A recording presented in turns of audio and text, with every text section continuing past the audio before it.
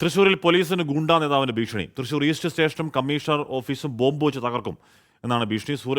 സൂരജ് സജി വിവരങ്ങളുമായി തൃശ്ശൂരിൽ. സൂരജ്, എന്താണ് ഗുണ്ടയുടെ പ്രകോപനത്തിന്റെ കാരണം?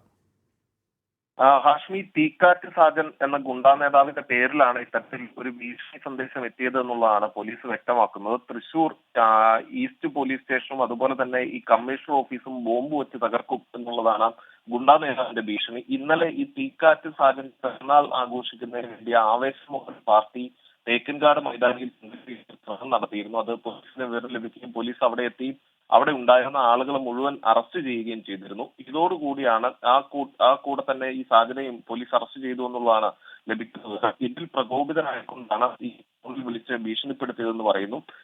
ഈസ്റ്റ് പോലീസ് സ്റ്റേഷൻ എന്ന് കരുതി, പക്ഷേ ഈ ഗുണ്ടാ നേതാവ് വിളിച്ചത് വെസ്റ്റ് പോലീസ് സ്റ്റേഷനിലേക്കായിരുന്നു. എന്തായാലും ഈ സംഭവത്തിന്റെ പശ്ചാത്തലത്തിൽ പോലീസ് അന്വേഷണം ആരംഭിച്ചിട്ടുണ്ട്.